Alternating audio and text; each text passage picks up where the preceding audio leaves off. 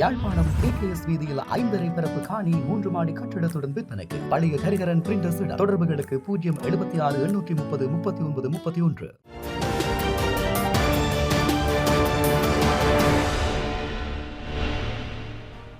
செய்திகளுக்கு அப்பால் நிகழ்ச்சியில் மீண்டும் உங்களை சந்திப்பதில் மகிழ்ச்சி. வணக்கம்.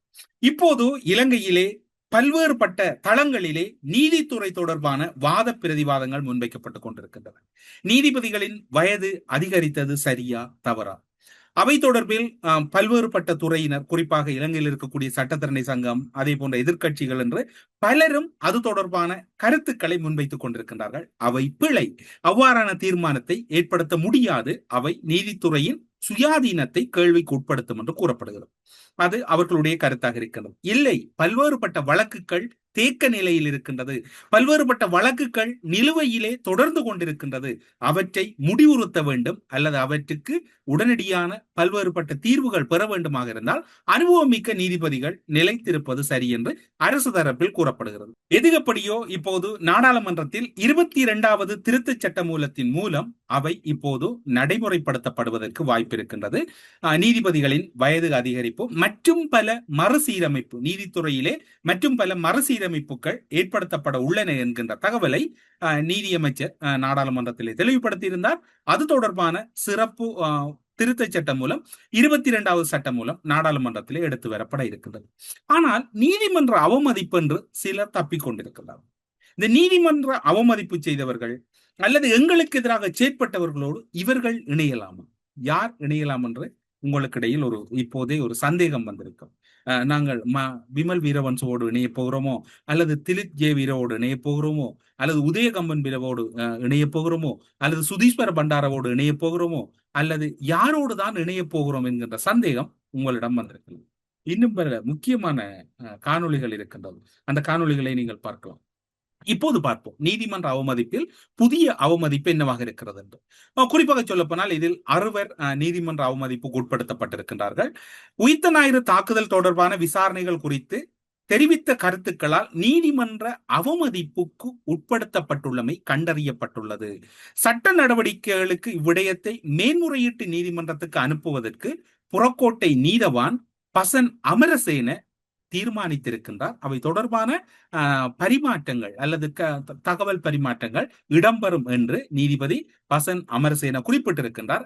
ஏனென்றால் இந்த 6 கட்டாயமாக நீதிமன்ற அவமதிப்பில் ஈடுபட்டார்கள் போன்றுதான் தனக்கு தென்படுவதாக அவர் தன்னுடைய நியாயப்பாட்டை மேன்முறையீட்டு நீதிமன்றத்துக்கு அனுப்புவதற்கு தீர்மானித்திருக்கின்றார் என்கின்ற தகவல் வருகின்றது. இவர்கள் சரி, அதாவது இவர்கள் நீதிமன்ற அவமதிப்பிலே ஈடுபட்டார்கள் என்பது மேன்முறையீட்டு நீதிமன்றம் தீர்மானிக்கும். ஆனால் நீதிமன்ற அவமதிப்பிலே ஈடுபட்டு விட்டு சிலர் இப்போது நல்லவர்கள் போன்று நடமாடுகிறார். இனத்தின் பெயரால் அந்த இனத்தை பிழையாக வழி நடத்துகிறார்.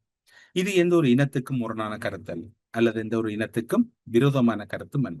ஆனால் இப்போது பார்க்கின்ற போது இதில் இருக்கக்கூடிய தகவல்கள் என்னவென்று நாங்கள் மிக நுணுக்கமாக பார்க்க வேண்டி இருக்கின்றது. ஓட்டமாவடி பிரதேசத்திலே காளி கோயில் இடித்தேன், அங்கு மீன் மார்க்கெட்டை கட்டினேன், முதலாவது தளத்தை நான் தான் செய்தேன் என்று வேறு யாரும் கூறவில்லை.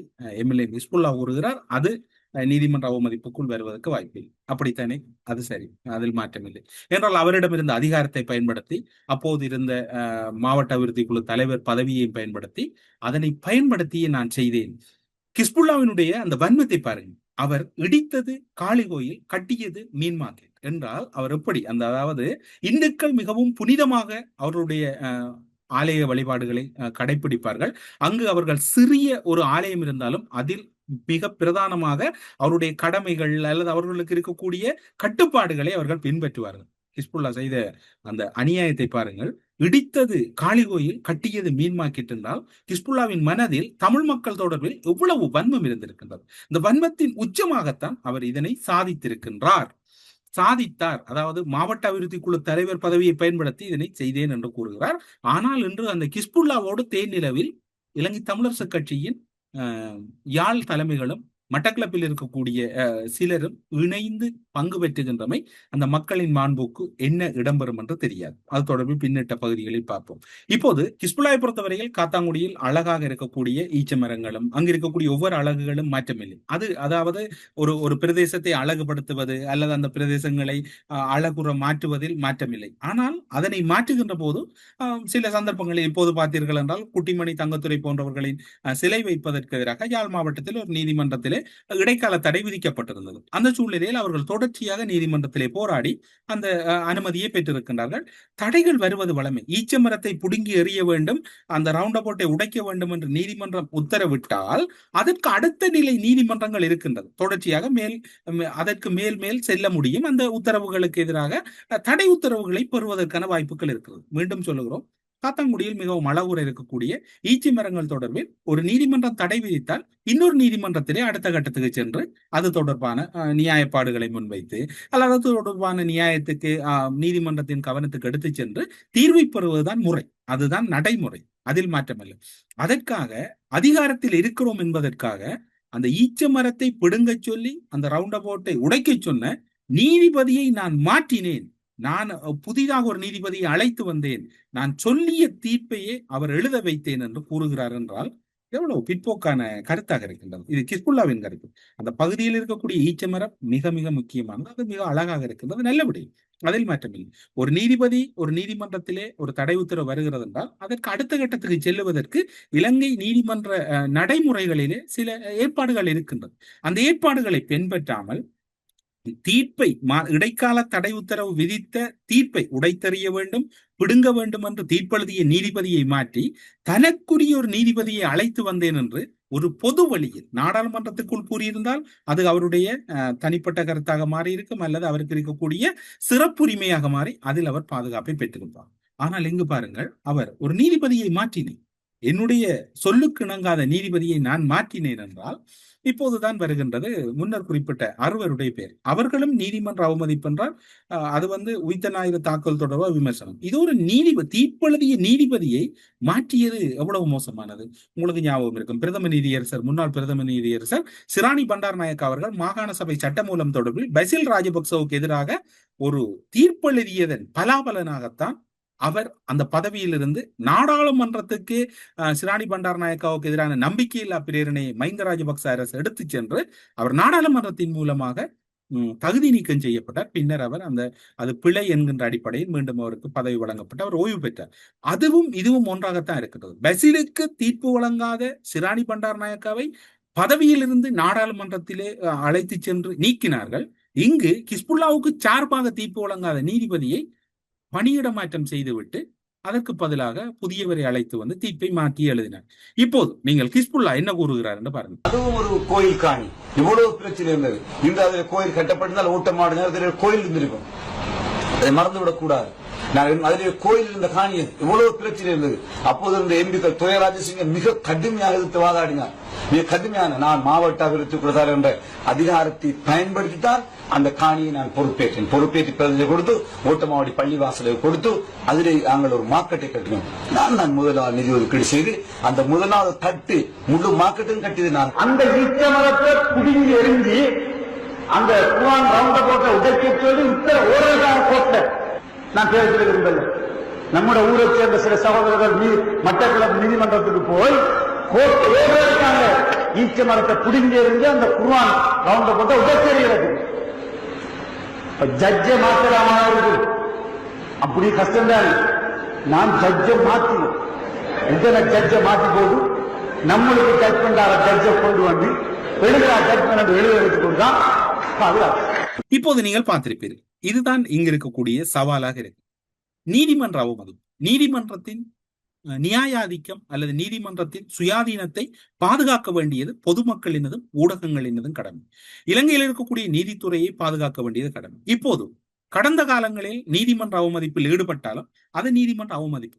அது தொடர்பில் பொது வழியில் இன்று வரையும் இவர் எந்த ஒரு மன்னிப்பும் கேட்கவில்லை, அல்லது இது தொடர்பான தன்னுடைய நிலைப்பாடுகளை கூட தெளிவுபடுத்தவில்லை. ஆனால் ஹிஸ்புல்லா அரசியலில் இருந்த காலங்களில் ஒவ்வொரு சந்தர்ப்பத்திலும் நீதிமன்ற அவமதிப்பிலே பலமாக ஈடுபட்டிருந்தார். அவர் நீதிமன்ற அவமதிப்பை மிகவும் தொடர்ச்சியாகவே செய்திருக்கக்கூடிய ஒருவராக இருக்கின்றார்.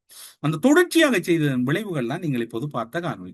இந்த காணொளிக்கு இப்போது இருக்கக்கூடிய நீதியமைச்சு நடவடிக்கை எடுக்குமா இல்லையா, அல்லது காலம் கடந்தது என்று கூறினாலும் காணொளி இருக்கின்றது. இது தொடர்பில் கிஸ்புல்லாவின் நிலைப்பாடு திட்ட தெளிவாக புலப்பட்டிருக்கின்றது. உங்கள் அனைவருக்கும் ஞாபகம் இருக்கும், ஜோசப் பரராஜசிங்கம் வழக்கு மட்டக்களப்பு நீதிமன்றத்தில் இடம்பெற்ற போது அதிலும் ஒரு கருத்து முன்வைக்கப்பட்டிருந்தது. நீதிபதி ஒருவருக்கு அழுத்தம் கொடுக்கப்பட்டது, நீதிபதி ஒருவர் பிழையாக வழிநடத்தப்பட்டார் என்கிற கருத்து அன்றும் முன்வைக்கப்பட்டது. 2 சந்தர்ப்பங்கள் இருக்கின்றன. பிள்ளையான் அவர்களின் தீர்ப்பை மாற்றுவதற்கும் நீதிபதிகளுக்கு ஏதாவது அச்சுறுத்தல் விடுக்கப்பட்டதா, ஹிஸ்புல்லா அவர்கள் நேரடியாக மிரட்டுகிறார். அப்படி என்றால் இதற்கு என்ன நிலைப்பாடு இருக்கின்றது? ஜோசப் பரராஜசிங்கம் வழக்கும் இதற்குள் முக்கியமாக எடுத்து வரப்பட வேண்டியிருக்கின்றது. ஜோசப் பரராஜசிங்கத்தின் வழக்கு தீர்ப்பை நெருங்குகின்ற போது அங்கு நீதிபதி மாற்றப்பட்டதாக கூறப்படுகிறது. அதில் உண்மைத்தன்மை இந்த அரசு அறியுமா, அல்லது தொடர்பான புலன் விசாரணைகளை ஆரம்பிக்கும். இது நீதிமன்ற அவமதிப்பு வந்துவிட்டால் அதற்கு யாரும் விதிவிலக்கு.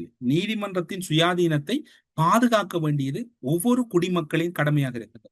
அதற்கு மாறாக அரசியல் பலத்தை பயன்படுத்தி நீதிமன்றத்தின் சுயாதீனத்தை கேள்விக்குட்படுத்துவது என்பது மிகவும் பிற்போக்கான செயற்பாடாகத்தான் இருக்கின்றது. அந்த வகையில் இப்போது நீதிமன்ற அவமதிப்புகள் 2 பதிவாகி இருக்கின்றது. ஒன்று இப்போது இந்த கிஸ்புல்லாவின் நிலைப்பாடு, அடுத்தது அதில் யார் தொடர்புபட்டார்கள் என்று தெரியாது. ஜோசப் பரராஜசிங்கத்தின் வழக்கில் நீதிபதி ஒருவர் அச்சுறுத்தப்பட்டார் என்கின்ற தகவல் அசாத் மௌலானாவால் விடுக்கப்பட்டது. அது அசாத் மௌலானாவால் அன்று கூறப்பட்டது ஒரு நீதிபதி இடமாற்றம் செய்யப்பட்டார் என்றும் கூறப்பட்டது. அது உண்மையா அல்லது அதில் என்ன இடம்பெற்றது என்பது தொடர்பிலும் இந்த அரசு புலன் விசாரணை நடத்துமா என்கின்ற கேள்வி இருக்கின்றது. என்றால் அண்மை காலங்களிலே நீதித்துறையை இலக்கு வைத்து பல சம்பவங்கள் இடம்பெற்றுக் கொண்டிருக்கிறார். நீதிமன்ற அவமதிப்பில் ஈடுபட்ட யாராக இருந்தாலும் அரசு அல்லது நீதித்துறை பலமான முடிவுகளை அல்லது பலமான தண்டனைகளை வழங்கினால்தான் அந்த நாட்டிலே ஒரு சட்டவாட்சி, அதே போன்று மக்களுக்கான பாதுகாப்பு உறுதிப்படுத்தப்படும். அரசியலுக்கு வந்தால் நீதிமன்றத்தை விமர்சிக்கலாம் என்கின்ற போக்கை மாற்ற வேண்டும் என்றால் கடந்த காலங்களிலே இவர் போன்ற அரசியல்வாதிகளுக்கு என்ன தீர்ப்பை இலங்கை நீதித்துறை அல்லது இலங்கை நீதிமன்ற கட்டமைப்பு வழங்கப் போகின்றது? சட்டமாதிப திணைக்களத்துக்கு மிக திட்ட தெளிவாக இந்த ஆதாரங்கள் கொட்டி கிடக்கிறது.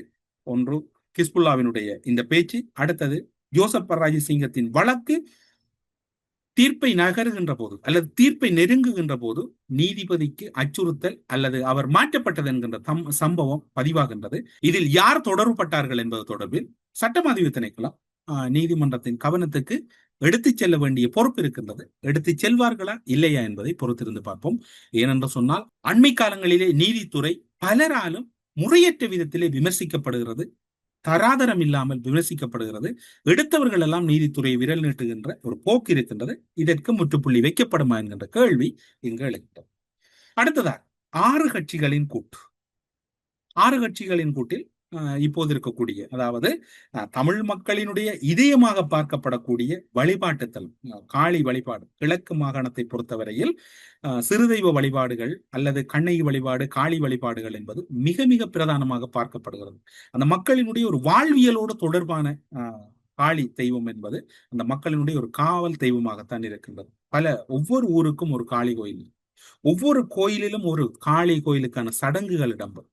இந்த சடங்குகள் சம்பிரதாயங்கள் தெரியாதவர்கள் தான் இந்த கிழக்கு மக்களின் முதுகுகளில் ஏறி நின்று சவாரி செய்கிறார்கள்.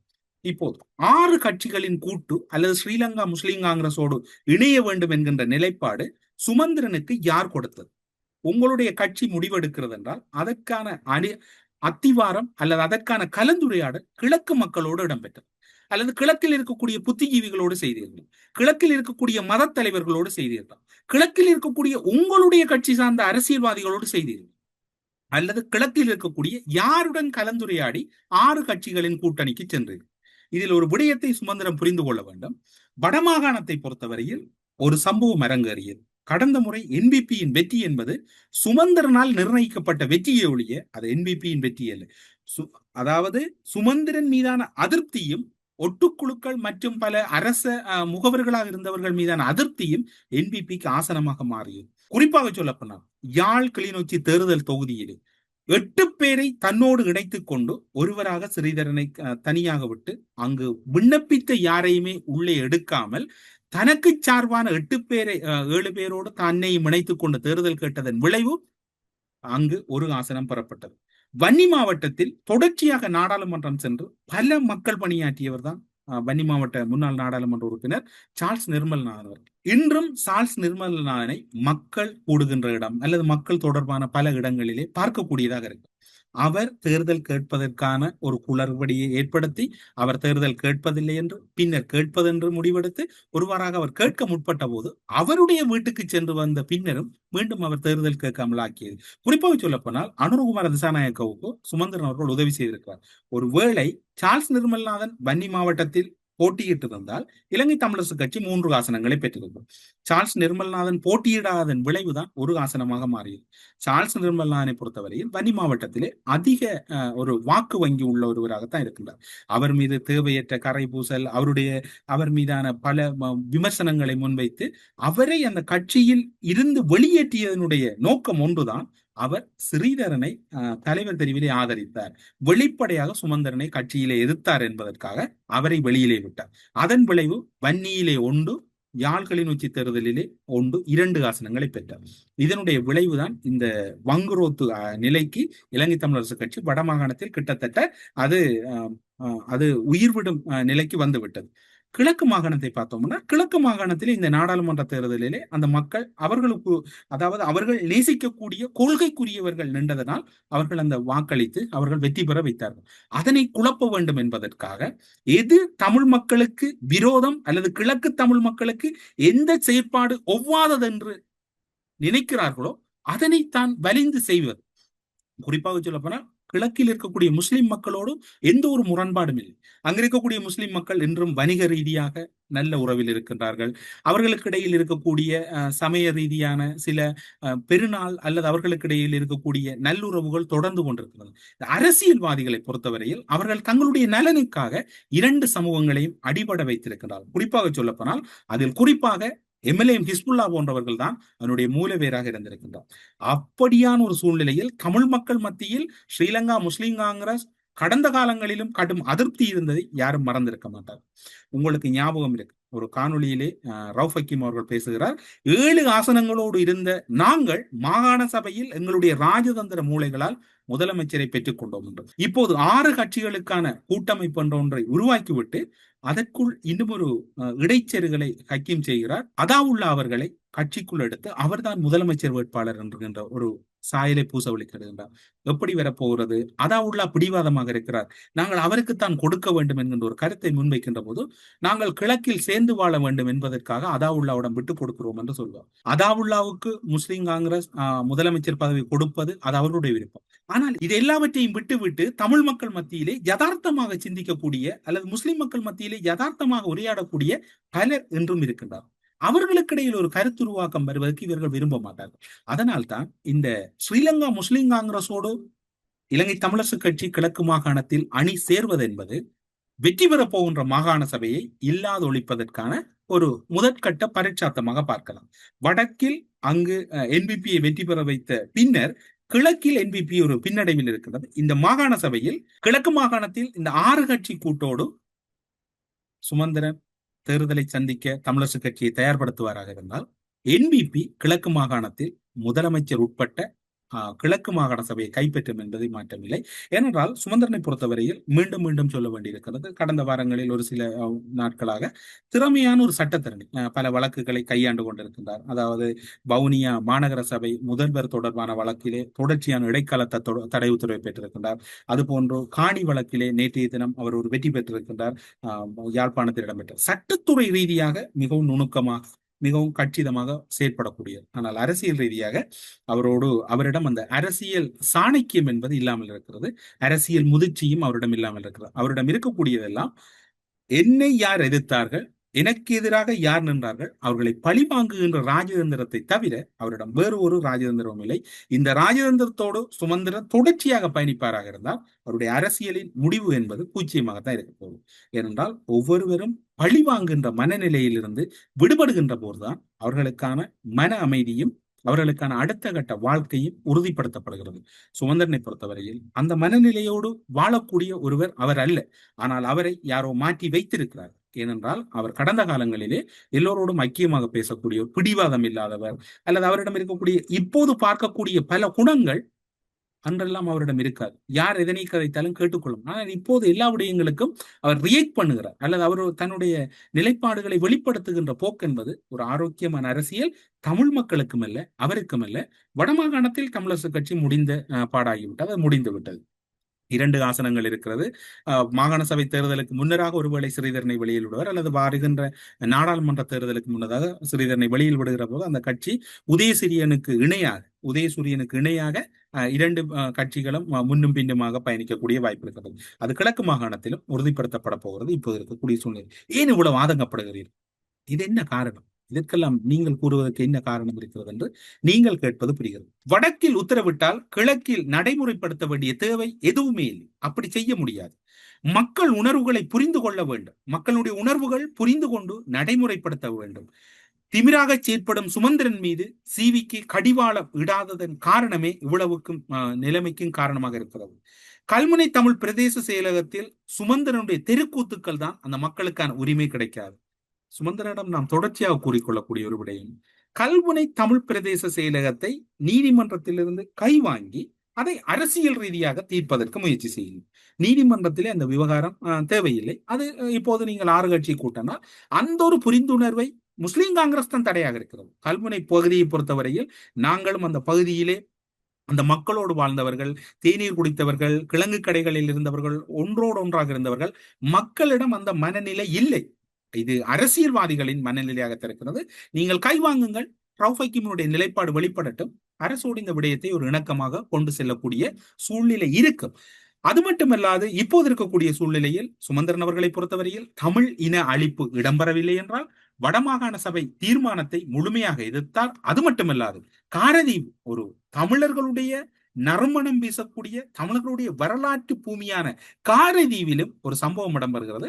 அந்த பகுதி மக்களும் அங்கு வெற்றி பெற்ற வேட்பாளர்களும் ஜெயஸ்ரீல் அவர்களை தவிசாளராக தெரிவு செய்ய வேண்டும் என்ற போது இல்லை, அவரை தெரிவு செய்ய முடியாது.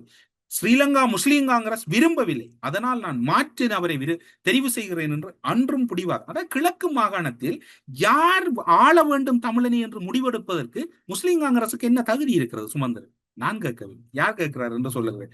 அது மட்டுமில்லாது தவறுகளிலிருந்து நீங்கள் பாடம் கற்றுக்கொள்ள தவறுவீர்களாக இருந்தால் எதிர்கால சந்ததியின் சாபத்துக்கு உள்ளாவதனை நீங்கள் தவிர்க்க முடியாது. இதிலிருந்து விடுபட்டு விடுங்கள். அதாவது கிழக்கு மண் சார்ந்து முடிவெடுப்பதற்கு நீங்கள் யார் ஐயா? நீங்கள் வட மாகாணத்திலே வசிக்காதோரால் கிழக்கில் என்னென்று முடிவெடுக்க முடியும்? கிழக்கு மண் என்பது வடக்கு மண் என்பது அந்த மக்களுக்கே சொந்தமானது. கிழக்கும் வடக்கும் அந்த மண்ணிலே உருண்டு புரண்டு புழுதியோடு விளையாடியவர்களுக்கு சொந்தமானது. நீங்கள் இது சம்பந்தமே இல்லாத ஒரு உங்களுடைய காலம் அந்த புழுதிகளில் படவில்லை, நீங்கள் இடப்பெயர்வை சந்திக்கவில்லை. நீங்கள் இந்த அரசியலிருந்து ஒதுக்கி விடுங்கள். நீங்கள் வேண்டாம், எங்களுடைய மக்களுக்கு நீங்கள் தேவையில்லை. நான் சொல்லவில்லை. மூத்த போராளி காக்கா அண்ணன் அவர்கள் ஆதங்கப்படுகிறார். நீங்கள் ஒருவேளை சிந்தித்திருப்பீர்கள், இது அவ்வளவத்தையும் தமிழரசா சொல்லுகிறார் என்று. காக்கா அண்ணன் என்ன கூறுகிறார் என்று மீண்டும் ஒரு முறை கேட்டு பாருங்கள். அவருடைய ஆதங்கத்தின் வலிகளை நீங்கள் புரிந்து கொள்ளக்கூடியதாக இருக்கு. அரசியல் கட்சியினர் வடக்கு கிழக்கு எமது தாயகம் என்ற வகையில் கிழக்கு மக்களின் உணர்வுகளை புரிந்து கொள்ள முயற்சிக்க வேண்டும். வடக்கிலிருந்து உத்தரவிட்டால் கிழக்கில் நடைமுறைப்படுத்தியே ஆக வேண்டும் என்று திமிராக நடப்பதை விட்டு அந்த மக்களின் உணர்வுகளை விளங்கிக் கொள்ள முயற்சிக்க வேண்டும். உத்தரவுக்கு அந்த மண்ணில் வரவேற்பு கிடைக்காவிட்டால் தாறுமாறாக முடிவெடுக்க தயங்க மாட்டேன் என்று திமிராக செயற்படும் சுமந்திரனின் செயற்பாட்டுக்கு கடிவாளம் போட முனையாததை சிவிகே மீது வடகிழக்கு மக்கள் சீற்றமடைய காரணம் என்ற உண்மையை அவர் புரிந்து கொள்ள முயற்சிக்க வேண்டும். கல்முனை பிரதேச செயலக விவகாரத்தில் சுமந்திரன் ஆடிய திருக்கூத்துகளால் தான் அடுத்து இடம்பெற்ற தேர்தலில் தமிழ் பிரதிநிதித்துவத்தை இழக்க நேர்ந்தது என்பதையும் சுட்டிக்காட்டுகிறோம். சுமந்திரன் இன அழிப்புக்கு போதுமான சாட்சியங்கள் இல்லை, ஆதாரங்கள் இல்லை என அடம் பிடிப்பவர். இன அழிப்பு இடம்பெற்றது என வடக்கு மாகாண சபையில் ஏகமனதாக தீர்மானம் நிறைவேற்றப்பட்டதை தொடர்ந்து தமது சிங்கள எசமானர்களை திருப்திப்படுத்த அவர் ஆடிய ஆட்டங்களை முதுமை காரணமாக சிவிகே மறந்துவிட்டார் போல இருக்கிறது. அதனால் தான் மிக திமிருடன் மோசமான முடிவுகளை சுமந்திரன் எடுக்கிற போது மௌனமாக சிவிகே அங்கீகரிக்கிறார் போல இருக்கிறது. உதாரணத்துக்கு காரதீவு பிரதேச சபையை சுட்டிக்காட்டலாம். முன்னாள் தலைவர் ஜெயசூரியலை ஏற்க முஸ்லிம் காங்கிரஸ் மறுக்கின்றனர் என்று சொல்வது ஏற்புடையது அல்ல. எங்களுடைய வீட்டுக்கு எமது உறவினர் வர வேண்டும் எனில் நாம் தான் முடிவெடுக்க வேண்டும். எங்கள் வீட்டு நாய்க்கு உங்களது மனதும் பிடிக்கவில்லை, எனவே வீட்டுக்கு வராதீர்கள் என்று சொல்ல முடியாது. நாயை வீட்டுக்கு பின்புறமாக கட்டி வைப்பதே முறை. கடிவாளத்தை கைவிட்டு சுமந்திரன் குதிரையை ஓடுவதை கட்டுப்படுத்த முயற்சிக்காவிட்டால் தமிழ் தேசியத்துக்காக கடந்த காலத்தில் CVK ஆற்றிய பங்களிப்பின் பெறுமதி அடியோடு அழிந்துவிடும். இனப்படுகொலைக்கு துணைவான சிறு தியேட்டரில் கால் வைத்ததை CVK எந்த விதத்திலும் நியாயப்படுத்திவிட முடியாது. குறிப்பாக பொது வேட்பாளர் விடயத்தில் ஆதரவு வழங்கியோரை பழிவாங்கும் வெறியுடன் திமிராக செயற்படுவதை நிறுத்த வேண்டும். தவறுகளில் இருந்து பாடம் கற்க தவறுவோமாக இருந்தால் எதிர்கால சந்ததி சாபப்படும் நிலை ஏற்படலாம். சரி, இப்போது பார்த்திருப்பீர்கள் நீதிமன்ற அவமதிப்பு, கிழக்கு மாகாண மக்களின் மன உணர்வுகள், கிழக்கு மாகாணத்தில் இருக்கக்கூடிய சூழ்நிலைகள், எங்கள் தொடர்பில் முடிவெடுப்பதற்கு சுமந்திரன் யார் என்கிற கேள்விகள் எல்லாம் இருக்குது. ஆனால் மீண்டும் சொல்லுகிறோம், சுமந்திரன் போன்ற ஒரு புத்திஜீவிகள் சட்ட ரீதியாக தமிழ் மக்களுக்கு உதவிக்கு தேவை.